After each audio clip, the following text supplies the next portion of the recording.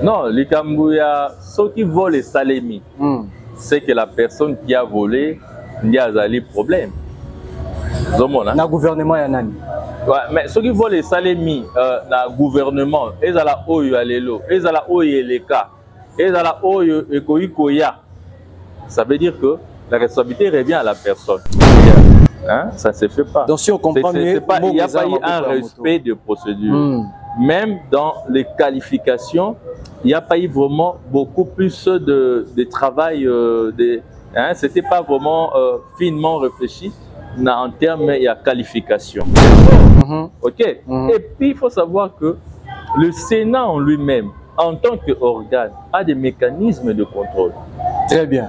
Qui pouvaient être activés. Mais cela ne fonctionne pas, ne marche pas, monsieur. Non, comment ça? Ça Mote Nabino, Congo Mani, Sika Nyoso, Kolanda Biso, Zali émission Nabino, émission Nabiso Pelokola, Pona Mboka, émission Le Blaka Mingi, actualité de la République démocratique du Congo, pourquoi pas tout le Belapé, Maïtali politique, il y a République démocratique du Congo, la communauté congolaise, bienvenue également dans votre émission, votre magazine en fait, présenté par Merveille Ngolo. Bakolanda Biso na baitando ikie et Sika Nyonso, vous avez la plateforme de téléchargement, Bakolanda Biso na Davel Télévision pour les comptes à magazine Aigle Monde, na différentes chaînes Nyonso et Sika Wapi magazine Pona Mboka et Landamaka. Sur ce tokobeta lelo lisolo maitali détournement.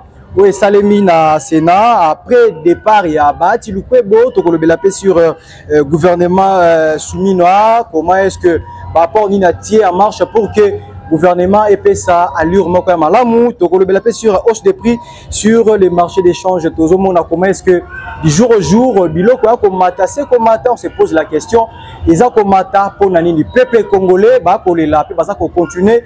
Toujours kolela na yango to kosolo na yango mingi na mwana mboka monsieur Trésor Ndwakulu azali citoyen congolais, analyste politique, encadreur de jeunes, ancien conseiller de la ville province de Kinshasa, à 8 ans pour travailler na gouvernement il y a André Kimbuta, na gouvernement il y a Gentini Ngobila na itoko beta masolo sur point essentiel oyo na uti ko brosser tout à l'heure. Je m'avais vite ya copé ça invité Nabisha Mokololelo, Mbote Nayo Ndeko Trésor Ndwakulu.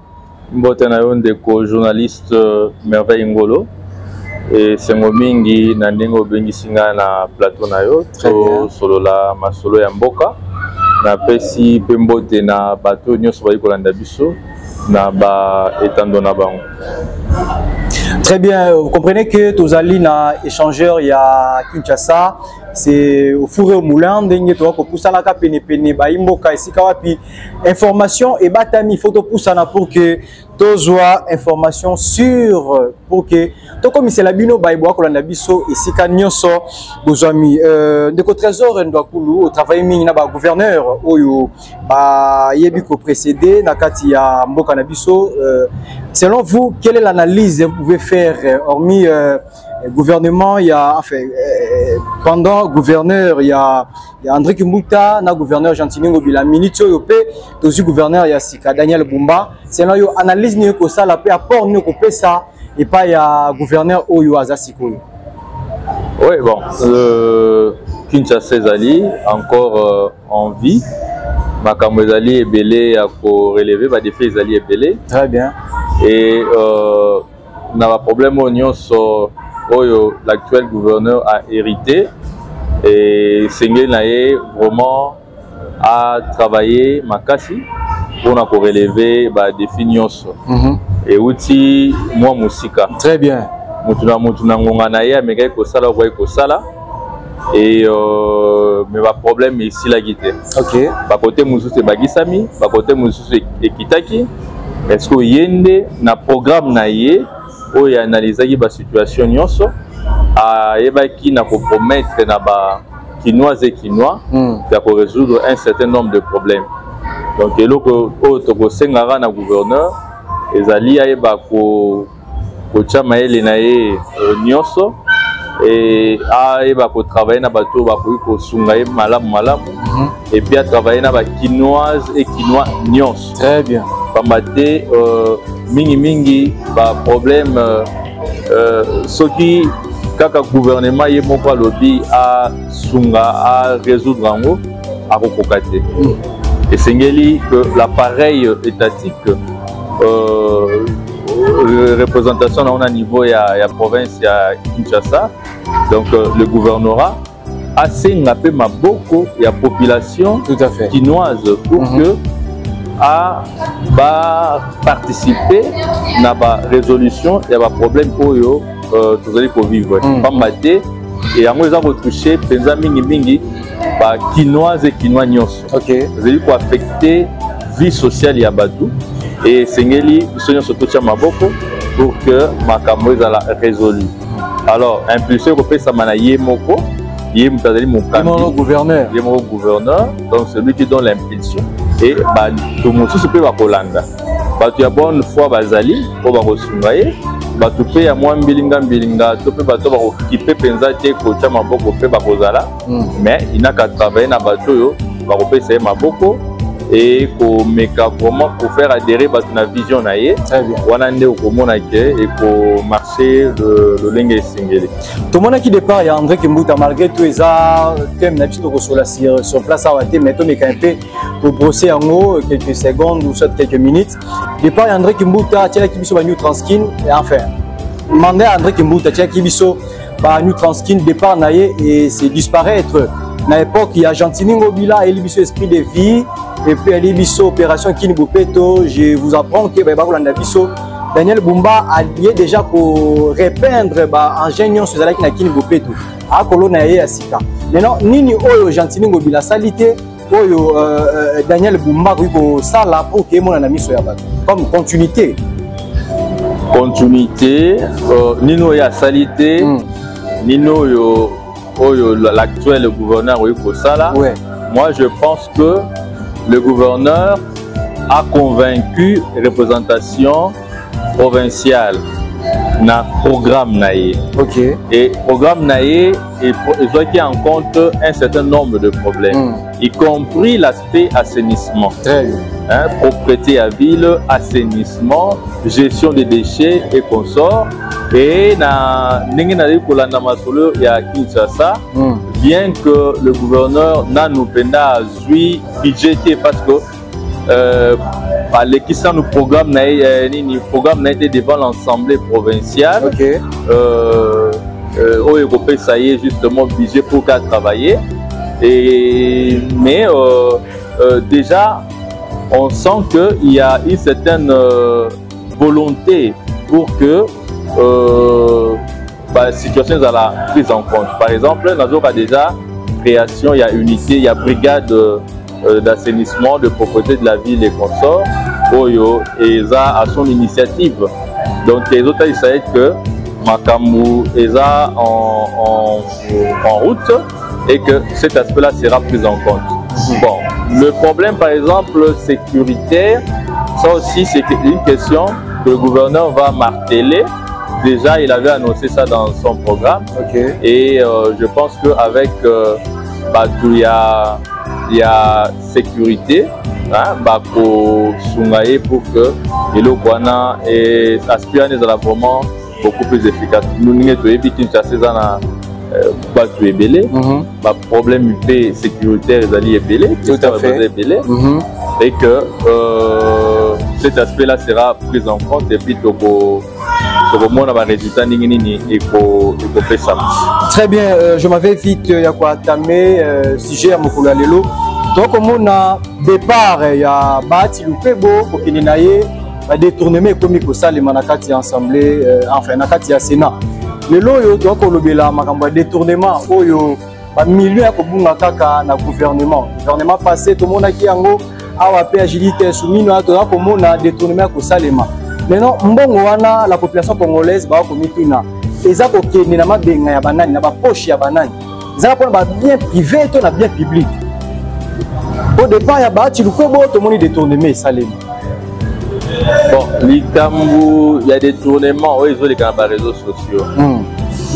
Na bandiete ezali vu d'abord Sangwana et puis Minanzela il y a un sénateur, au nom du sénateur Sangouma, Et ce totali Mukando ya komaki na IGF à Lukaki que ba IGF a kota likambona pour na batala 8 milliards de francs congolais oyo et yaki na Sénat basali nango nini.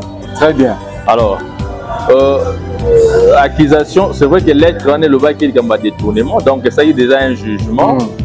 Mais en vrai dit d'abord, il faut que Batouba comprendre que ça distingue entre détournement et vol. Batongo banani, population congolaise. Population. Tout ça, la distinction entre détournement et vol. Ok. Détournement, ils allaient pour changer de destination. Très bien. Donc, prenons les cas sous examen, tous en cas de Sénat, Mbongweye, où il fallait les affecter et qu'il n'y ait pas de détournement. Et cause de la faute administrative. Très bien. Mais ils allaient volter. Ça veut dire que Moutoumora a soustrait Mbongwa Kenango pour son usage personnel. Bon, pour le bâtir que non, dans le cas de Sénat, détournement est salé. Parce que pour qu'il y ait détournement, il faut qu'il y ait une affectation. Très bien. Donc ça veut dire Mbongweye et que va affecter à mon point de locaux Songolo. Alors, ce qui est affecté, ce qui va changer l'affectation d'Ango sans que ça passe par la procédure normale, on a détournement. Maintenant, responsabilité des amis na sénateur. Il a accusé le bureau actuel, le bureau provisoire de détournement, a expliqué à quel niveau de détournement il s'est mis. Et ce vol. Alors, ici, on ne peut pas parler de vol parce que d'abord, Mbongwana est bibité. Mais la question se pose. Mbongo et Zali. Selon l'information parce que l'actuel bureau provisoire a payé les députés. Qu'est-ce que c'est qui vide? Qu'est-ce d'abord à côté qui est vide? Très bien. Et selon l'information, ma déclaration même il y a honorable Sangouma, et qu'à la remise et reprise, juste après, il y avait un fonds pour EYAK. Maintenant, un fonds en faveur, il y a Sénat. C'est géré par qui? Par un bureau. Et c'est le bureau qui voit maintenant le besoin au Basel Nayango pour faire face à Nayango. Qu'est-ce que le bureau a trouvé? Des retards de paiement. Qu'est-ce que le bureau a trouvé? Des dettes qu'il fallait payer. Qu'est-ce que le bureau a trouvé? De besoins du Sénat qu'il fallait régler. Alors, maintenant la bonne question aurait été de poser au bureau actuel, qu'est-ce que vous avez fait ou qu'est-ce que vous comptez faire avec cet argent? Très bien. Parce que l'argent atterrit dans une banque. Et que ça servit déjà à payer les sénateurs. Parce que Tolandé qui moi les solo yango, moi j'étais quand même curieux pour un homme aussi valeureux à la personne de président Kinduelo pouvait tomber dans ce genre de situation, le connaissant par rapport à sa position à niveau Yamboka Oyo, n'est-ce pas? Alors, en faisant un peu quelques recherches, Nakoyo Kayokape, on va comprendre que il y a peut-être eu un peu vite en besogne. Vite en besogne parce que il faut vérifier Mbongo ya Teresa qui n'a pas banque et qui donc vérification malam parce que en croire Yemoko le dénonciateur, oh non, il veut payer, il ne peut pas appliquer notre plan. Le dénonciateur, ce monsieur Kinduelo? Non, Sangouma. Sangouma, ok. Ouais. Le bureau actuel ne veut pas appliquer notre plan. Et que j'ai été en contact avec le président, il m'a envoyé plutôt chez le questeur et puis et voilà, le plan n'a pas été appliqué. Très bien. Alors, si le plan n'a pas été appliqué, qu'est-ce qui a été appliqué? C'est peut-être la priorité. Il y a un autre plan, c'est-à-dire la priorité du bureau, n'est-ce pas? En rapport avec ce qu'il est en train de gérer, n'est-ce pas? Et là où ça fait peut-être mal aux députés, c'est que oh non, le mois de mai est programmé pour le nouveau sénateur et ainsi de suite. Moi, je pense que dans cette question-là, il y avait question d'harmoniser. Parce que c'est lui qui a eu le fond à quoi affecter en fonction, il y a besoin, en fonction de la situation où il y a Kouti. Parce que tant que ça n'a pas été préaffecté tant qu'il y a vous comprenez? Et qui dit pour le besoin du Sénat. Ok. Et il est en train d'utiliser ça pour les besoins du sénateur. Et ça qui justement pour servir aux besoins du Sénat, ça veut dire la paye et autres besoins du Sénat.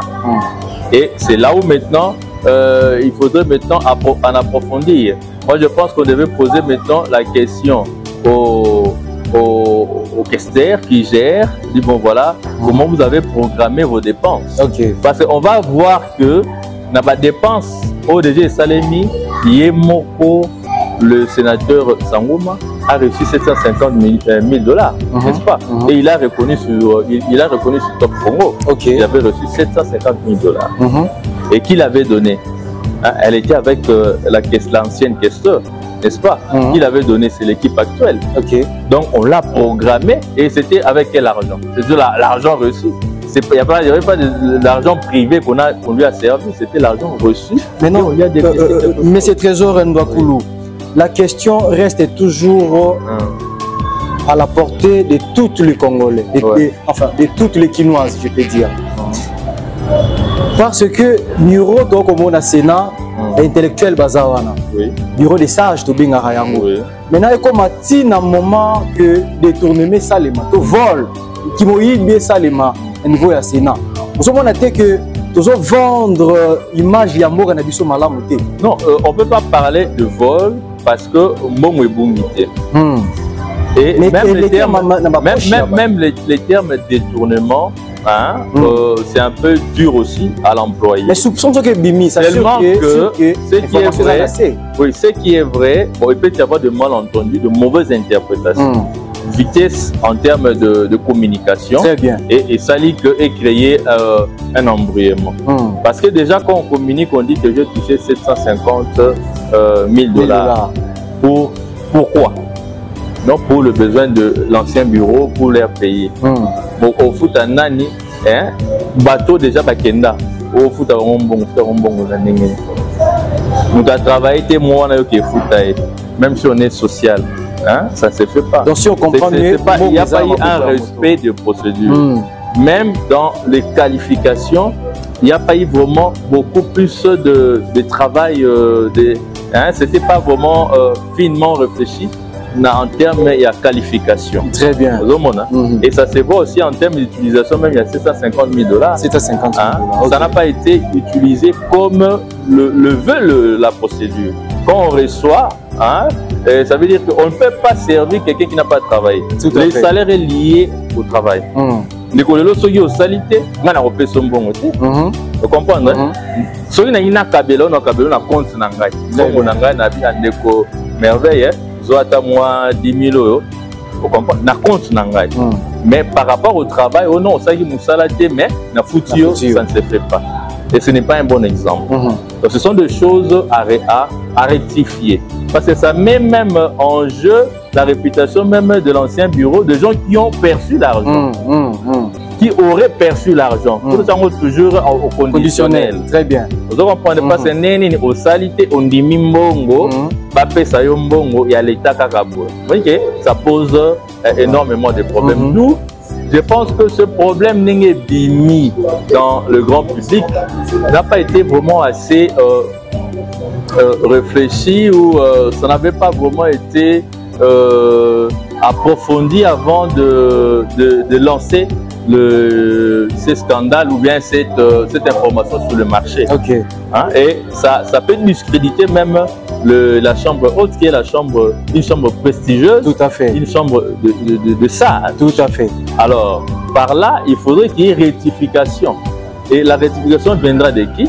Viendra de celui qui a balancé l'information pour laver un peu l'image de gens. Ce n'est pas correct, quelqu'un qui a évolué par exemple dans un milieu qui est respectable avant même d'entrer en politique puisse être essuyé sur une question que lui n'est pas en mesure même de détourner cet argent-là, puisqu'il y a lui, là, parce qu'il faut voir comment les Sénats fonctionnent. Très bien. Même les bureaux provisoires. C'est le président du bureau signe, il est l'ordonnateur principal. Mais l'ordonnateur délégué, qui est le questeur, qui est comme, on peut dire, le ministre des Finances, c'est lui qui affecte, qui gère. Ok? Dès que l'ordonnateur principal a signé, ça arrive chez lui, il signe, et à ce moment, on commence à affecter. Bon, Yoyaka, Zoa. Yoyaka, Zoa. Et le président, à ce moment-là, est à l'écart. Il n'aura que peut-être les rapports. Ok? Et puis, il faut savoir que le Sénat en lui-même, en tant qu'organe, a des mécanismes de contrôle. Très bien. Qui pouvaient être activés. Mais cela ne fonctionne pas, ne marche pas, monsieur. Non, comment ça? Ça fonctionne. Qui est celui qui va accepter qu'on puisse détourner l'argent comme ça sans qu'il en bénéficie? Ok. Donc, ou bien qui est vol non. Et puis quel vol? Vol de 3 millions. Pendant qu'on doit payer les sénateurs. Ça ne pouvait pas passer. Nous devons raisonner un peu, hein, à rejoindre risque on a dit. Puisque d'abord c'est un fonds qui vient élever circuit normal.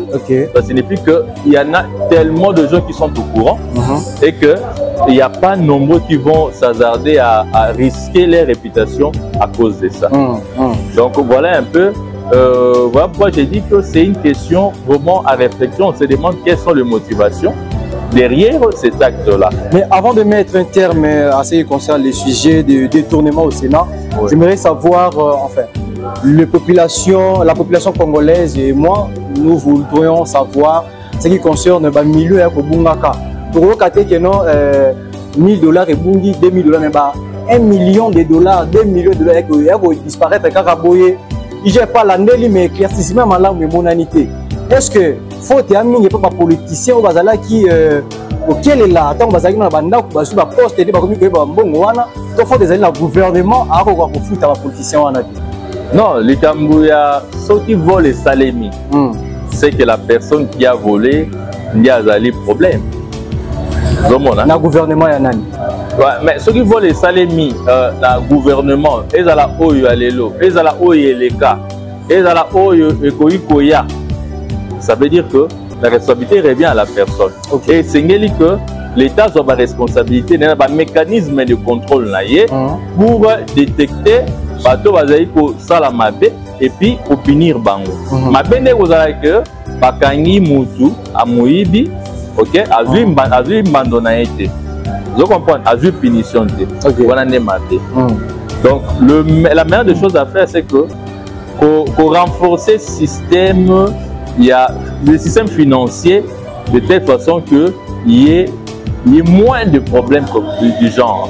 Parce que le rejet Salémi, et qu'on a détecté les responsables, et que voire même on a puni, certains sont allés en prison. Donc il faut déjà maintenant prendre des précautions pour qu'ils continuent. Ça signifie qu'il y a un certain niveau de défaillance dans le système qui va permettre que Bablo Kouani Salé. Très bien. Maintenant, il faut rejoindre pour que ça les m'a suscité. Il y a un gouvernement actuel. Il y a la première ministre Judith Tuluka.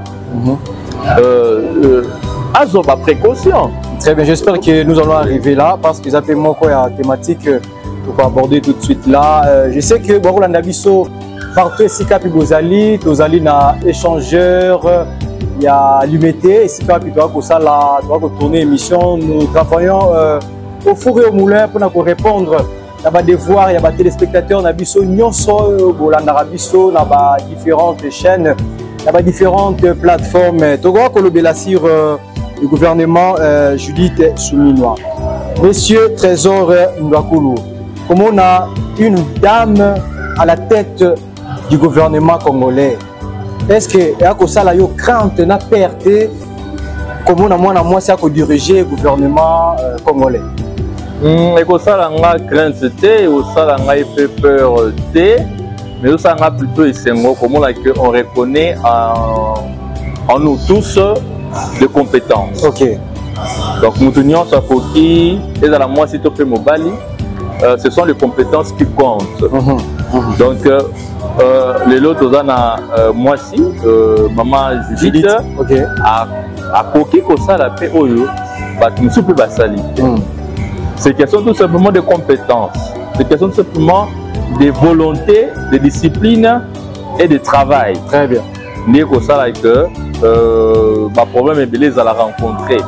Parce que tout beau sanaté hein que le long à Kinshasa les lots et ça va faire mon souci oyo parce que dépendre de mingi na maman qui n'a papa. Hein?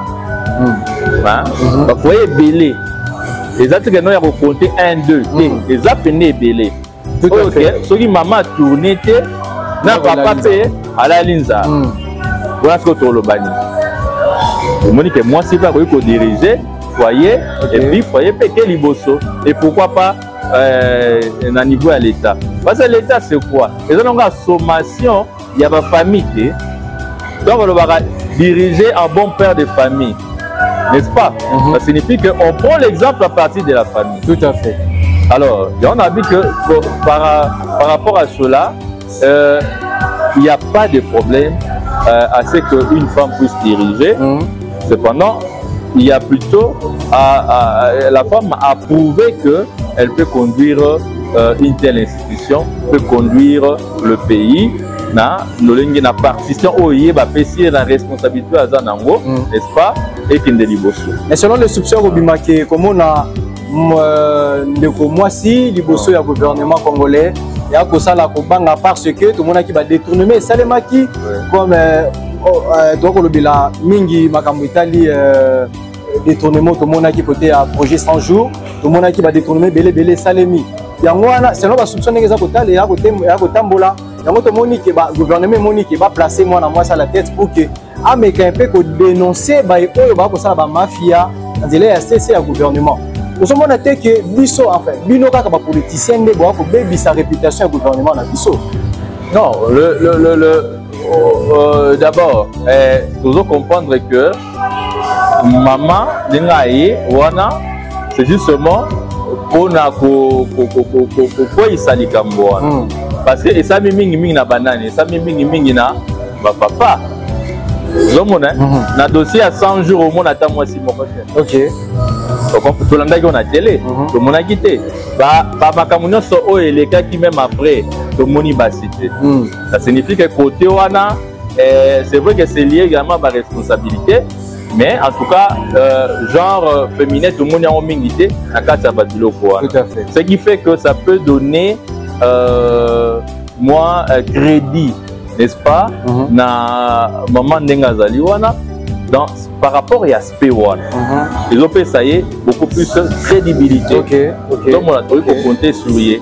Donc ce que je peux dire les alliés Kamouke tous à la beaucoup plus na confiance. Il y a maman Judith na ndenge baché place wana. Il y a occupé Nandenga Boyko Sala à occuper pour résoudre le problème et que Makambu et Kendelibo. C'est ce que nous devons retenir.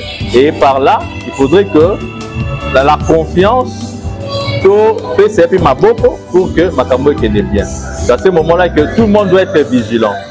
La responsabilité au Yazanango, à la vigilance, à dénoncer au Seigneur à dénoncer pour que Makambu ait bien. Très bien, nous sommes arrivés à la fin de cette émission. Vu les temps, nous exige malgré le débat qui va thématique au soleil et les lots, mais le temps nous fait vivement défaut. Mais avec quelques minutes, notre réalisateur nous a ajouté 2 minutes. Le trésor et nous a aussi ça n'a pas étalé la hausse du prix sur les marchés d'échange. Le temps comme on est bloqué comme Matosa congolais, aux Akinois, comment est-ce que les alaks qui n'a 200 francs et comme directement 500 francs. Cela c'est dit à quoi toi comment les blocs comme Matabouni. Ils parce que dollar ils au top il y a moins pour ça là. Il peut matato bisomoko manque de volonté il aider la population congolaise de côté kabilo qu'on a pris au et à la na mutu. Là ils loi de l'offre et de la demande. Bah économie c'est mis il va expliquer en haut. Babilo et mataraka ka boyeboité. C'est vrai qu'il y a des gens véreux, il y a des gens qui peuvent manipuler les choses de façon que et Mata doit beaucoup plus d'argent. Il y a un ministère de l'économie Ezali pour surveiller, pour l'andelar Makambouana, afin que Batoyo, Bazan a posé à gagner plus d'une manière frauduleuse. Pas pour ça là en côté. Donc ça la police y a pris. À part cela, il y a des principes économiques. Donc la loi, l'offre de la demande des alliés. Puis offre les amoudiers, demande des évelés, bah peut bouger. Ce qui fait par indicateur macroéconomique bien maîtrisé, il y aura des problèmes. Tout à fait. On est touché l'inflation, puisque tant on a $5 et $5 maming que dollar est disponible, ça pose un problème.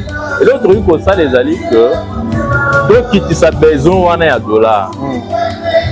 Et les $1 les autres dit fait que ba bloc rebelle les autres libanda. Donc on a besoin de suivi, vous étiez branché piscotier derrière cette caméra, c'était Brice Mafeni assisté par notre consoeur. Je les salue à part ça. Dans quelques lignes, qu'est-ce que vous pouvez dire là-bas congolais nyonso oyo ba landi biso ou ba continuer toujours pour que ça ait confiance dans l'émission pour na mboka.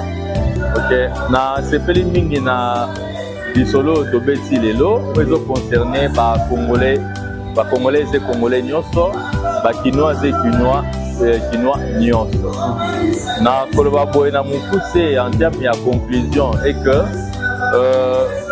mboka na biso esengeli kende liboso et ko kende liboso ka tout soutien maboko. OK. Esengeli to cultiver ba valeur. OK. Et que ambition politique est à la base il y a destruction il y a mboka. Et esengeli aussi que tant que ça la choix il y a animateur et ça la vraiment avec beaucoup plus de sérieux, beaucoup plus d'efficacité. Très bien. On doit chercher l'efficacité. Sans quoi, c'est que vous allez un peu passer mingi. Na dossier et puis pour mettre mbela mingi na politique na biso toke bana eloko etali pour baby sa réputation ya ba ndeko mususu juste parce que tolanda tozolanda moi intérêt moko personnel, intérêt individuel. Donc vous avez mal à mon ministère. Les termes de détournement sont les termes de détournement eux vol sont différents. Là c'est déjà une chose qu'il faut bien faire la part des choses. Et puis les deux, par exemple, au niveau à Sénat, on ne peut pas parler de ça pendant que rien n'est encore confirmé. Très bien. Et qu'il y a une volonté de bien faire les choses. Et je pense que les gens qui sont actuellement au Sénat sont en train de les sentir. Au monde a même que la volonté de bien faire des choses bien, ils ont même pendant le timing au bureau provisoire est salé. Timing était bon 2 mois car ndenge car ba pesa ki bango 2 mois mais donc indépendant na ndenge wana.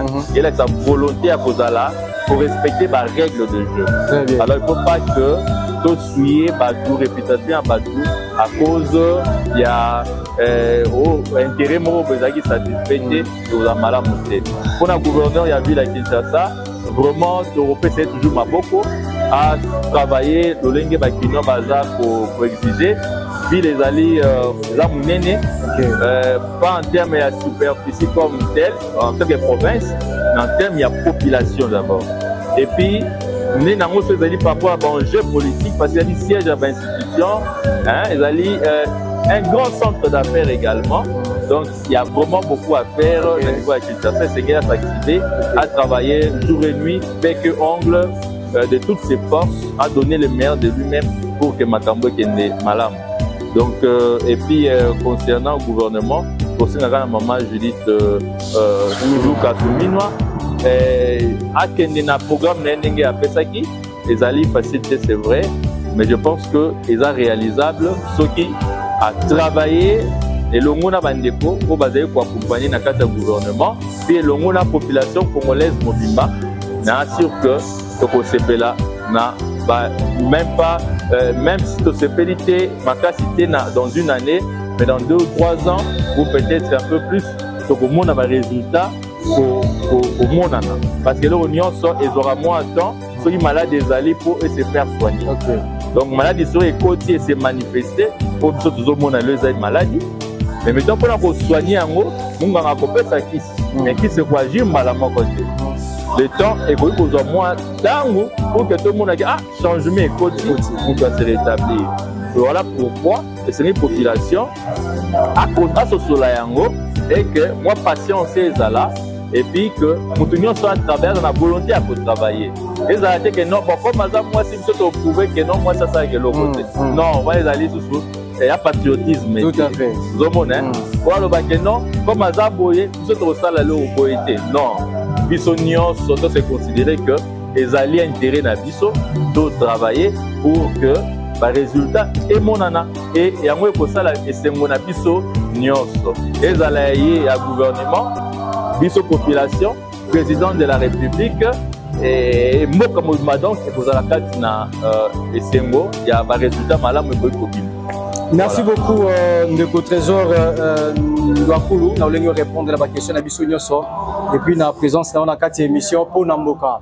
Merci beaucoup na balandi nyonso balandi biso. Quant à moi je vous dis au revoir et on se retrouve au prochain numéro à la même heure et puis à la même ambiance. Au revoir.